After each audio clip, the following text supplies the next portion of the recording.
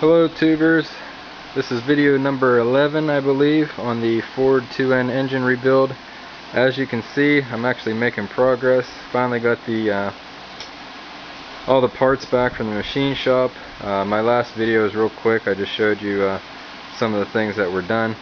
The biggest thing that took so long was actually right here. This controls the thrust. That means the back and forward movement of the crankshaft. The crankshaft itself was really worn down. What they had to do was actually weld right here, build that up, and then machine it down to get to the right specs. The machine that the gentleman was using, it's in Pittsburgh, is a very good, well-known business. The supplier would not return his phone calls. He ran out of rod, and he literally waited months. He finally found another supplier to get him rod, just to make a long story short. And it's a very expensive rod. It comes on a reel, and it costs about $97 a pound, and you just can't buy this anywhere. But anyhow, he finally got the rod, and he was able to do that, and then got everything back pretty quick after he got the supplies. But this crankshaft has all been turned down, 20 thousandths. One thing that the machinist has been noticing, especially with tractor parts, the bearings, main bearings, connecting rod bearings, they're all made in Taiwan, and they are very inconsistent with their thickness. If you go and measure each bearing, they all differ a few thousandths of an inch. And what is happening is you just don't machine your crank down and throw new bearings in there, because you might have ones that are too loose, and you might have some that are so tight that you actually would even run the risk of spinning a bearing. So what they actually have to do is, when they're setting up the crank in the machine, they have to put the caps in the block with the bearings and actually measure the diameter, and do each individual journal on the crank and on the mains as a special one. As you can see on here, each one is marked, and that's how you have to do it now. There were some other issues with the cheap Taiwanian parts as well, but what are you going to do? I mean, anything you go to get, it seems like it comes from Tisco, and I'm not knocking that brand or anything, but they're just like any part these days. They're cheaper quality.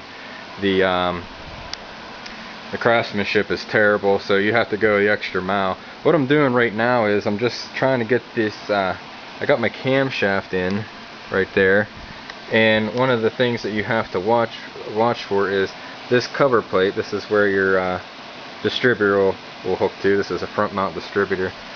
You have to put this plate on, the cover, and push on this gear out, and then inside here you have to measure with a feeler's gauge, like I got here, the gap in between. Now in the book it says anything over 4 thousandths. You have two options. One, you can get a new cover, they do make them, or go to a thinner gasket to get the specs right. Now right here is the new gasket. This is so thin, it's just like notebook paper. I don't understand how you can get any thinner, but anyhow, I just have this laying on here. It checked out okay. It's fine, so I don't have to worry about anything there.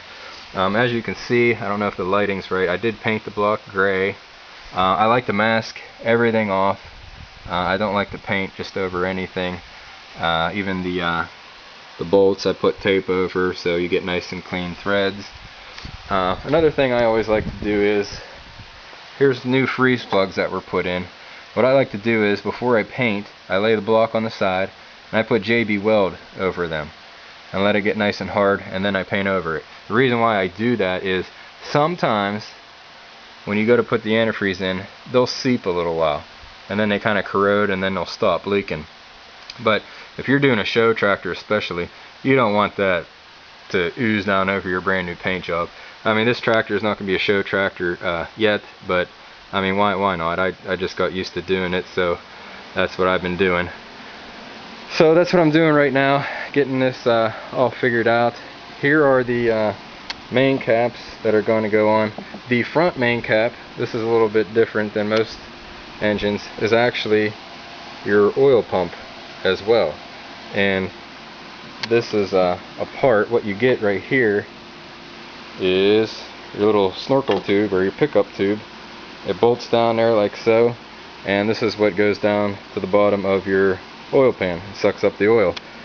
There's been quite a few times where people have been on the internet saying, well, they lost oil pressure on their Ford.